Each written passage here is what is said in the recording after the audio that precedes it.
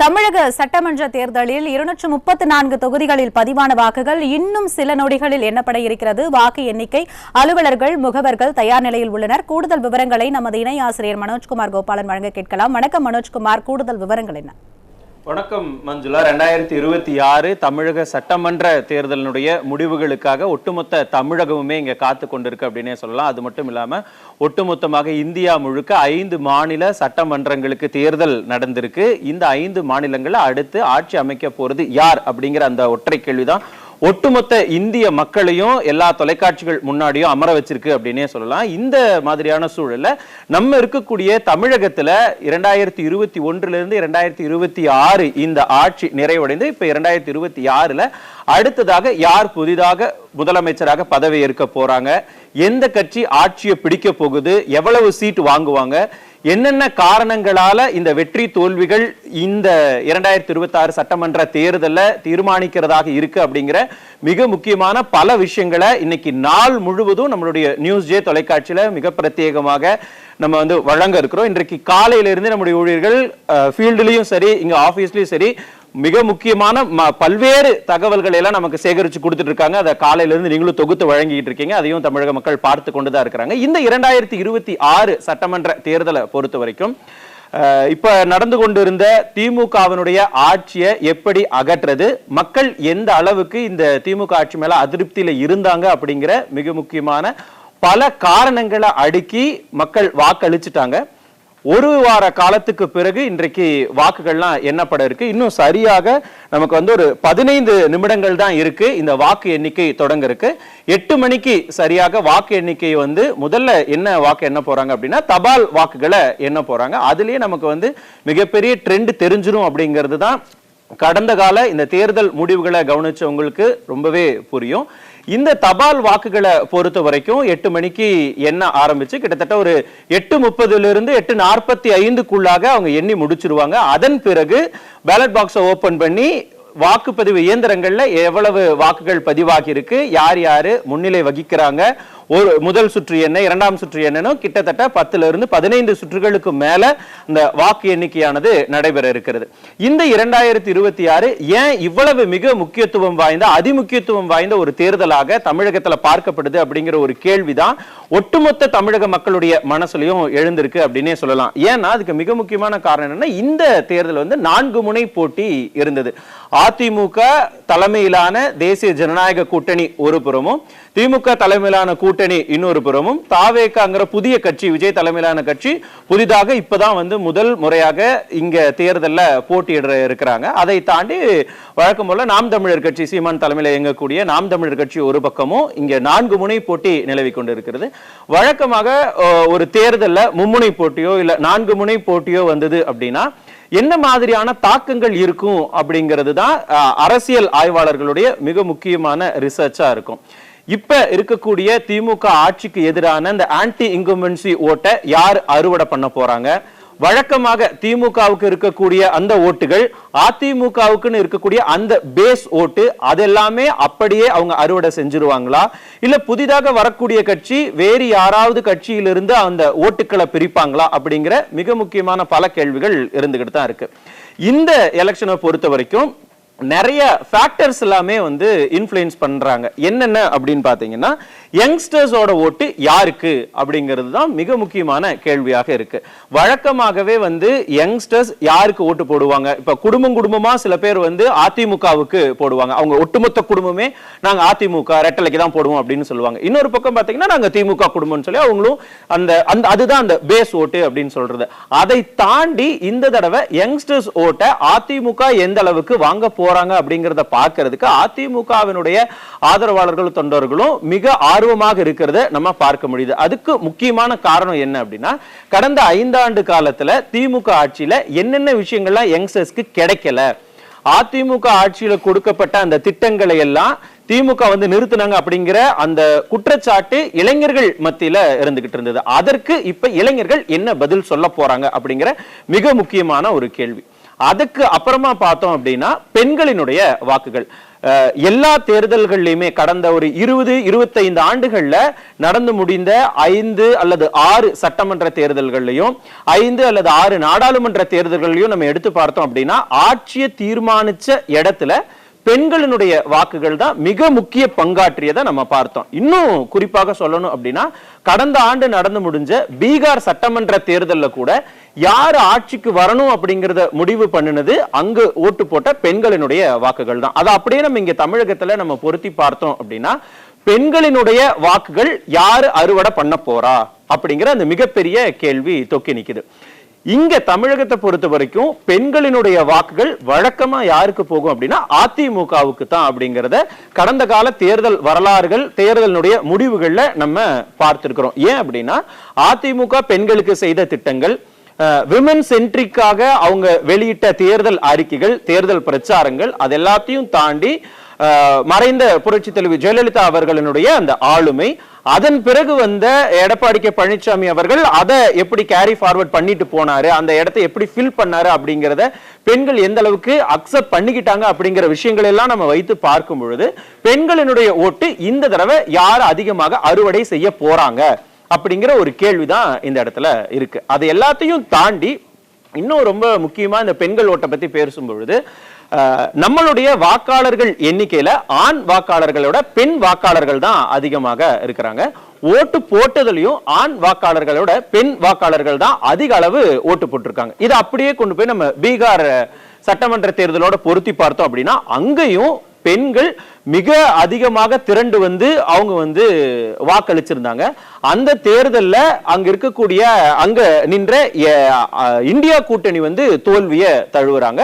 NDA தலைமையிலான அங்க கூட்டணி வந்து வெற்றிய பெறாங்க. அதே மாதிரி இங்கேயும் நம்ம வந்து பொருத்தி பார்க்கிறோம் அப்படின்னா பெண்களினுடைய வாக்குகளை அதிமுக மிகப்பெரிய அளவுல அறுவடை செய்யும் பொழுது அது அதிமுக தலைமையிலான தேசிய ஜனநாயக கூட்டணிக்கு மிக வலுவான ஒரு வாக்கு வங்கியை தக்க வைத்தது அப்படிங்கிற அந்த பெருமை வந்து சேர்றதோட மட்டும் இல்லாம ஆட்சியை யார் பிடிக்க போறாங்க அப்படிங்கிறது இந்த இடத்துல நம்ம தெரிஞ்சுக்கிறதுக்கு மிக முக்கியமான ஒரு காரணமா ஒரு காரணியா இருக்கலாம். அதற்கு பிறகு நம்ம பார்க்கிறோம்னா சிறுபான்மையினருடைய வாக்குகள் வழக்கமா ஒவ்வொரு மாநிலத்திலாகட்டும் இல்ல நாடாளுமன்ற தேர்தல் ஆகட்டும் சிறுபான்மையினருடைய வாக்குகளை வாங்க போறது யார் அப்படிங்கிற அந்த கேள்வியும் எழும். தமிழகத்தை பொறுத்த வரைக்கும் பெரும்பாலான நேரங்கள்ல சிறுபான்மையினருக்கு நாங்க தான் காவலர்கள் அப்படின்னு சொல்லிக் கொள்ற திமுக சிறுபான்மையினர் ஓட்டு எங்களுக்கு தான் அப்படின்னு நிறைய இடங்கள்ல சொல்லிட்டு இருந்தாங்க. ஆனா களத்துல அது அப்படியே வித்தியாசமாகத்தான் இருக்கு. அவங்க என்னதான் பர்செப்ஷன்ல வந்து சிறுபான்மையினர் ஓட்டு கிறிஸ்தவர்கள் முஸ்லிம்கள் ஓட்டு எங்களுக்கு தான் அப்படின்னு சொல்லி இருந்தாலும் அவங்க பெரும்பாலும் வாக்களிக்கிறது அதிமுக தலைமையிலான கூட்டணிக்காகத்தான் இருக்கும் அப்படிங்கறத கடந்த 2024 நாடாளுமன்ற தேர்தலையே நம்ம மிக முக்கியமான ஒரு காரணியா அதை எடுத்து நம்ம பார்க்கலாம். ஏன் அப்படின்னா 2019 நாடாளுமன்ற தேர்தல் தமிழகத்துல நடந்தது. அதுல அதிமுக வாங்கின வாக்கு சதவீதத்தையும் 2024ல அதிமுக வாங்கி இருந்த நாடாளுமன்ற தேர்தலில் வாங்கி இருந்த அந்த வாக்கு சதவீதத்தையும் நம்ம கம்பேர் பண்ணி பார்த்தோம் அப்படின்னா கிட்டத்தட்ட 3% வாக்குகள் வந்து அதிமுக கூட்டணி வந்து வாங்கியிருந்தாங்க. சோ அப்ப கண்டிப்பா அந்த மைனாரிட்டி ஓட்ஸ் சொல்லக்கூடிய சிறுபான்மையினர் ஓட்டு வந்து அதிமுகவுக்கு கன்வெர்ட் ஆயிருந்தது அப்படிங்கறத நம்ம போன இதுலயே பார்த்தோம். இப்ப இந்த தேர்தலில் திமுக முன்வைத்த முக்கியமான பிரச்சாரம் என்ன அப்படின்னா அதிமுக தேசிய ஜனநாயக கூட்டணியில இருக்கிறாங்க. சோ அதனால சிறுபான்மையினர் வாக்குகளை அவங்க எப்படி வாங்குவாங்க அப்படிங்கிற ஒரு முக்கியமான கேள்வியை வச்சிருந்தாங்க. அது நியாயமான கேள்விதான். ஆனா அங்க களத்துல யாரு திமுக கூட இருக்காங்க, திமுக உண்மையாலுமே சிறுபான்மையின மக்களுக்கு என்ன செஞ்சாங்க, அவங்க சொன்னதையெல்லாம் செஞ்சாங்களா? கிட்டத்தட்ட 13% இருக்கக்கூடிய அந்த சிறுபான்மையினர் ஓட்டுகள் எல்லாமே திமுகவுக்கு இந்த தடவை வாங்குமா அப்படிங்கிற கேள்வி அங்க எழுந்திருச்சு. ஏன்னா கடந்த 6 மாத காலத்துல திமுகவில் இருக்கக்கூடிய கூட்டணி கட்சிகளுடைய நிலையை நம்ம இந்த இடத்துல எடுத்து பார்த்தோம் அப்படின்னா சிறுபான்மையின மக்களுக்கு அவங்க எதையுமே செய்யல அப்படிங்கிறதையும் இப்ப IUML கூட அவங்க கூட்டணிக்கு பேச போன அந்த சமயத்துல பேசிட்டு வெளியில வந்த போது என்ன சொன்னாங்க, நாங்க எதிர்பார்த்தது என்னவோ ஆனா நடந்தது வேற என்னவோ அப்படிங்கிற அந்த இதையெல்லாம் வைத்திருந்தாங்க. இதையெல்லாம் வைத்து பார்க்கும் பொழுது அங்க சிறுபான்மையினுடைய வாக்குகள்ல இஷ்யூ இருக்கு, அது இந்த பக்கம் கன்வெர்ட் ஆயிருக்கு அப்படிங்கிற ஒரு முக்கியமான விஷயத்தை வைக்கிறாங்க. இந்த இடத்துல தான் நம்ம டிவிகேவோட ரோலை பார்க்கணும். ஏன் இங்க தமிழக வெற்றி கழகத்தோடைய ரோல் என்ன இம்பார்ட்டன்ட் அப்படின்னா விஜய் வந்து தன்னை ஜோசப் விஜய் அப்படின்னு நிரூபிக்கிறார். இவ்வளவு ஆண்டு காலமாக வெறும் விஜய்னு சொன்னவரு இப்ப ஜோசப் விஜய் அப்படின்னு சொல்றதன் மூலமாக அவருடைய டார்கெட் வந்து சிறுபான்மையின மக்களுடைய வாக்குகள், குறிப்பாக கிறிஸ்தவர்களுடைய வாக்குகள் அப்படிங்கிறதையும் நம்ம களத்துல பார்க்கிறோம். அப்ப திமுக தங்களுக்கு தான் சிறுபான்மையினர் வாக்குகள் வரும் அப்படின்னு கான்பிடண்டா இருந்தவங்களை அங்க சிறுபான்மையினர் வாக்குகளை விஜய் உடைக்கிறார். அப்ப அங்க கன்சாலிடேட் ஆக வேண்டிய வாக்குகள் இந்த இடத்துல உடையும் பொழுது அது ஆட்டோமேட்டிக்கா அதிமுக தலைமையிலான கூட்டணிக்கு அது மிகப்பெரிய பிளஸ் ஆக மாறப்போகுது அப்படிங்கிற முக்கியமான காரணி வந்து இந்த எலெக்ஷன்ல நம்ம கண்கூடாக அதை பார்க்கத்தான் போறோம். அதற்கு பிறகு வந்து வழக்கமா ஒரு தேர்தலையும் இருக்கக்கூடிய அரசுக்கு எதிரான மனநிலை, அதாவது இந்த ஆன்டி இன்கம்பன்சி ஓட்டு அப்படின்னு சொல்லக்கூடிய அரசுக்கு எதிரான மனநிலை ஓட்டுக்களை யாரு வாங்குவா? எப்பவுமே ஒரு ஆட்சியில ஒரு கட்சி இருக்கிறாங்க அப்படின்னா ஒருவேளை அந்த கட்சியினுடைய ஆட்சி நமக்கு பிடிக்கல, இல்ல அந்த கட்சி நமக்கு வேண்டாம், நம்ம ஒரு மாற்று யோசிக்கிறோம் அப்படின்னு வாக்காளர்கள் நினைக்கிறாங்க அப்படின்னா யாருக்கு அந்த இடத்துல கொடுக்கலாம் அப்படின்னு தான் பெரும்பாலான மக்கள் நினைப்பாங்க. அந்த இடத்துல இதற்கு முன்னாடி யாரு நமக்கு நல்லது செஞ்சாங்க, இந்த ஆட்சி நல்லா இருக்கா இல்ல இதுக்கு முன்னாடி இருந்த ஆட்சி நல்லா இருக்கா அப்படிங்கறத மக்கள் வந்து கண்டிப்பா எவாலுவேட் பண்ணி பார்ப்பாங்க. அதை வேணா மக்கள் வெளியில சொல்லாம இருக்கலாம், ஆனா ஓட்டு போடும்போது ஏன் இவங்களுக்கு ஓட்டு போடணும் அப்படிங்கிற யோசனை மக்களுக்கு வரும். அந்த மாதிரியான விஷயங்கள்ல அதிமுக உள்ளபடியே கடந்த 2011 இருந்து 21 வரைக்கும் அதிமுகவினுடைய ஆட்சி அப்படிங்கிறது பொற்கால ஆட்சி அப்படிங்கிறத மக்கள் பதிவு பண்ணியிருக்கிறாங்க. இதை ஏன் நான் வந்து இவ்வளவு கான்பிடண்டா சொல்றேன் அப்படின்னா 2011 to 16 ஆட்சி முடிஞ்சு கிட்டத்தட்ட 30 ஆண்டு காலத்துக்கு பிறகு எகைன் வந்து 2016 அதிமுக கையிலேயே வந்து இரண்டாவது முறையா ஆட்சியை கொடுக்கறாங்க. அது ஒரு ஃபேக்டர். அதையும் தாண்டி 2014 அதிமுகவுக்கு கிட்டத்தட்ட 40 தொகுதிகள்லையும் பாண்டிச்சேரியும் சேர்த்து 40 தொகுதிகள்லையும் நாடாளுமன்ற தேர்தலில் போட்டியிட்ட அதிமுகவுக்கு கிட்டத்தட்ட 39 சீட்டு தமிழகத்துல, அதுல 37 சீட்டை வந்து அதிமுகவுக்கு கொடுக்கறாங்க. அப்படின்னா மக்கள் அவங்கள அக்செப்ட் பண்ணிக்கிட்டாங்க. அதே போல 2019 நாடாளுமன்ற தேர்தல் நடக்குது. அதுல மிக தெளிவாக மக்கள் வந்து பிரிச்சு பார்த்து ஓட்டு போட்டிருக்காங்க. எப்படின்னா 2019 நாடாளுமன்ற தேர்தல் நடக்குது. அதே சமயத்துல 21 சட்டமன்ற தொகுதிகளுக்கான இடைத்தேர்தலும் அங்க நடக்குது. அந்த இடைத்தேர்தல்ல திமுகவை விட அதிமுக ஆட்சியில நீடிக்கணும் அப்படின்னு சொல்லி ஓட்டு போட்ட மக்கள் அதிகம். அதே சமயத்துல அங்க நாடாளுமன்றத்திற்கு எங்களுக்கு ஒரு மாற்று வேணும் அப்படின்னு சொல்லிட்டு திமுக கூட்டணிக்கு ஓட்டு போட்டாங்க. ஆனா அது எந்த விதமான பலனையும் வந்து அங்க கொடுக்கல. ஆனா அதுவே அதிமுகவுக்கு இங்க தமிழகத்துல அவங்க ஆட்சியில இருக்கணும் அப்படிங்கறத அங்க கான்பிடென்ட்டா மக்கள் சொல்லிட்டாங்க. சோ 2019 எலெக்ஷன் 2014 எலெக்ஷன் எல்லாத்தையும் நம்ம கம்பேர் பண்ணி பார்க்கும் பொழுது அதிமுக எங்களுக்கு ரொம்ப கம்ஃபர்டபுளா இருக்கு அப்படின்னு மக்கள் நினைக்கிறாங்க. இன்னும் கூட இதுல ஒரு சின்ன சந்தேகம் கூட வரலாம், அவ்வளவு ஏன் மக்கள் வந்து கான்பிடென்ட்டா இருக்கிறாங்க? அதை இன்னொரு உதாரணத்தின் மூலமா கூட நம்ம விளக்கலாம். எப்படின்னா 2021 தேர்தலை வந்து நம்ம எடுத்து பார்க்கணும். 2021 அதாவது 2011 இருந்து 21 வரைக்கும் கிட்டத்தட்ட 10 ஆண்டு கால ஆட்சி நடக்குது அதிமுகவினுடைய ஆட்சி.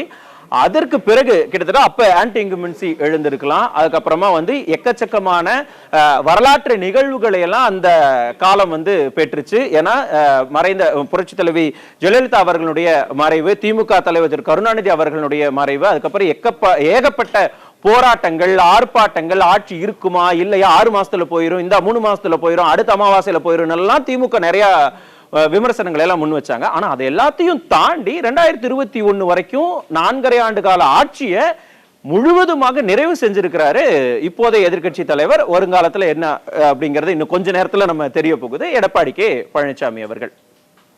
அந்த 2021 தேர்தல்ல கூட மிக அதிமுக அப்பவும் ஸ்டேபிளா நிக்கிறாங்க. ஏன்னா எல்லாரும் சொன்னதுன்னா 10 ஆண்டு காலம் ஒரு கட்சி ஆட்சியில் இருக்கு, அவங்க எப்படி 20 சீட்டு 30 சீட்டு தான் ஜெயிப்பாங்க அப்படின்னு சொன்ன அந்த தேர்தலில் கூட கிட்டத்தட்ட தனியாக 64 சீட்டும் கூட்டணியோட சேர்ந்து 75 சீட்டும் வந்து அவங்க வின் பண்ணி ரொம்ப ஸ்ட்ராங்கா அவங்க வந்து இங்க அதிமுக இங்க பலமா இருக்கு அப்படிங்கறத அவங்க நிரூபிச்சு காமிச்சிருந்தாங்க. இதையெல்லாம் நம்ம ஒப்பிட்டு பார்க்கும் பொழுது இந்த ஆன்டி இன்கம்பன்சி அப்படிங்கிறது கண்டிப்பாக திமுக ஆட்சியில் இருந்தாங்க அப்படின்னா திமுக ஆட்சி விட்டு போகும் பொழுது அரசுக்கு எதிரான மனநிலையோடு தான் மக்கள் இருப்பாங்க அப்படிங்கறத நம்ம ரொம்ப கான்பிடென்ட்டாவே சொல்லலாம். அது இந்த 2026 தேர்தல்ல மனோஜ்குமார், தற்போது தபால் வாக்குகள் எண்ணும் பணியானது தொடங்கி இருக்கிறது. அதை நாம் அண்மை செய்தியாக பார்த்து வருகிறோம். ஏற்கனவே அறிவித்தபடி 8 மணிக்கு தபால் வாக்குகள் எண்ணப்படும் என்று அறிவித்திருந்தார்கள். அதன்படி தற்போது 8 மணிக்கு சரியாக தபால் வாக்குகள் எண்ணும் பணியானது தொடங்கி இருக்கிறது. நாம் அதை பார்த்து வருகிறோம். இந்த தேர்தல் ஏன் கூடுதல் கவனம் பெறுகிறது? இந்த தேர்தலுக்கும் கடந்த தேர்தலுக்கும் என்ன ஒப்பீடுகள் இருக்கிறது என பல்வேறு கருத்துக்களை சொல்லியிருந்தீர்கள். தற்போது தபால் வாக்கு எண்ணும் பணியானது தொடங்கி இருக்கிறது. மனோஜ், கண்டிப்பாக சரியா மணி 8 ஆயிடுச்சு. இப்ப தபால் வாக்குகள் எண்ணக்கூடிய அந்த பணிகள்லாம் தொடங்கப்பட்டிருக்கிறது. இன்னும் ஒரு அரை மணி நேரத்திலிருந்து 40 நிமிடங்களுக்குள்ளாக தபால் வாக்குகள்லாம் யாருக்கு அப்படிங்கிற அந்த மிக முக்கியமான தேர்தல் முடிவுகளை எல்லாம் நம்ம நேரடியாக பார்க்க இருக்கிறோம். வழக்கமா இந்த தபால் வாக்குகளை பத்தி நம்ம சொல்லும் பொழுது யாரு தபால் வாக்குகள் போடுவாங்க, யாரெல்லாம் இந்த தேர்தல் பணிகள்ல ஈடுபட்டு இருக்கிறாங்களோ, அரசு ஊழியர்கள், காவல்துறையை சேர்ந்தவங்க, அதுக்கப்புறமா அரசு அதிகாரிகள், அரசு உயர் அதிகாரிகள்லாம் யாரெல்லாம் எலெக்ஷன் ஒர்க்ல இருக்கிறாங்களோ அவங்களால எலெக்ஷன் அன்னைக்கு அவங்களுடைய கான்ஸ்டிட்யூன்சில போய் அவங்களால வாக்களிக்க முடியாது. அதனால அவங்க தபால் வாக்குகளை முன்னரே செலுத்திடுவாங்க. அப்ப முழுக்க முழுக்க திமுக ஒரு மிகப்பெரிய பர்செப்ஷனை இவ்வளவு ஆண்டு காலமாக இங்க கிரியேட் பண்ணி வச்சிருந்தாங்க. என்னன்னா, அந்த தபால் ஓட்டை உடைக்கும் பொழுது அது எங்களுக்கு ஆதரவாகத்தான் இருக்கும். சோ ஆட்டோமேட்டிக்கலி அரசு ஊழியர்கள்லாம் எங்களுக்கு ஓட்டு போடுறவங்க எங்களுடைய ஆதரவாளர்கள் அப்படிங்கிற ஒரு பொய் பிம்பத்தை இவ்வளவு நாட்களாக அவங்க கட்டமைச்சு வச்சிருந்தாங்க. ஆனா இந்த தேர்தல்ல அது மிகப்பெரிய ஒரு அடியை கொடுக்கும் அப்படிங்கறத அரசு ஊழியர்களினுடைய கருத்தா இருக்கு. ஏன் இதை இவ்வளவு மென்ஷன் பண்ணி சொல்றோம் அப்படின்னா, கடந்த 5 ஆண்டு காலத்துல திமுக முக்கியமான வாக்குறுதியை கொடுத்திருந்தாங்க. என்னன்னா, அரசு ஊழியர்களுக்கு பழைய ஓய்வூதிய திட்டத்தை நாங்க அமல்படுத்துவோம் அப்படின்னு சொல்லிட்டு 5 ஆண்டு காலத்துல 4.5 வருஷம் கழிச்சும் கூட அதை அவங்க கன்சிடர் கூட பண்ணல. அதற்கு பிறகு என்ன பண்ணாங்க, இன்னொரு புதிய ஓய்வூதிய திட்டத்தை வேற ஒரு பேரை மாத்தி, அது மத்திய அரசு கொடுத்ததான், அதை பேரெல்லாம் மாத்தி ஒரு இதை கொண்டு வந்தாங்க. அதுல மிக கடுமையான எதிர்ப்பை அரசு ஊழியர்கள் முன் வச்சாங்க. அதுலயுமே அந்த அரசு ஊழியர்கள் சங்கத்தையே இரண்டாக பிரிச்சு ஒரு தரப்பினரை ஆமா இதுதான் எங்களுக்கு வேணும் அப்படின்னு சொல்லி அவங்க ஆதரவு கொடுத்ததாக ஒரு பிம்பத்தை எல்லாம் கட்டமைச்சாங்க. அதுலயே அவங்க என்ன சொன்னாங்கன்னா, கண்டிப்பா திமுக நாங்க ஒரு கிஃப்ட் கொடுப்போம். என்ன கிஃப்ட் அப்படின்னா, அவருக்கு எதிர்க்கட்சி தலைவர் பதவியை கொடுத்துறோம் அப்படின்னு சொல்லி ரொம்பவே அவங்க போராட்டங்கள் எல்லாம் பேசிக்கொண்டு இருந்தாங்க. சோ இந்த தபால் வாக்குகள் எண்ணப்படக்கூடிய இந்த சூழல்ல உண்மையாலுமே அரசு ஊழியர்களுடைய ஆதரவு யாருக்கு இருக்கு, அவங்க மாற்றத்தை எதிர்பார்த்து இருக்கிறாங்க அப்படிங்கிற அந்த விஷயத்தை கிட்டத்தட்ட இன்னொரு 3/4 மணி நேரத்துக்குள்ள நம்ம தெரிஞ்சுக்க முடியும். அதற்கு பிறகு 8:30 8:45 நமக்கு இந்த முடிவுகள்லாம் வந்துடும். அதன் பிறகு வாக்கு எண்ணிக்கை தொடங்கப்படும். வாக்குப்பதிவு இயந்திரங்கள்ல இருக்கக்கூடிய பதிவான வாக்குகளை எண்ணி முன்னிலை நிலவரங்களை சொல்ல வருவாங்க. அது மட்டும் இல்லாம கிட்டத்தட்ட ஒரு மணி நேரத்துக்கும் ஒரு சுற்றினுடைய முடிவுலையும் நமக்கு யார் யாரு முன்னிலை வகித்து கொண்டிருக்கிறாங்க அப்படிங்கிற அந்த விவரங்கள் எல்லாம் நமக்கு தெரிய வரும். மஞ்சுளா, அது மட்டும் இல்லாம இந்த தபால் வாக்குகள் எண்ணி முடிச்சாலே நமக்கு ஒரு சின்ன ட்ரெண்ட் தெரிஞ்சிடும். அதற்கு பிறகு முன்னிலை நிலவரங்கள் ஒரு 12 லிருந்து 1 மணிக்குள்ளாகவே எப்படி ட்ரெண்ட் இருக்கு அப்படிங்கறதையும் நம்ம தெரிஞ்சுக்க முடியும். மஞ்சுளா.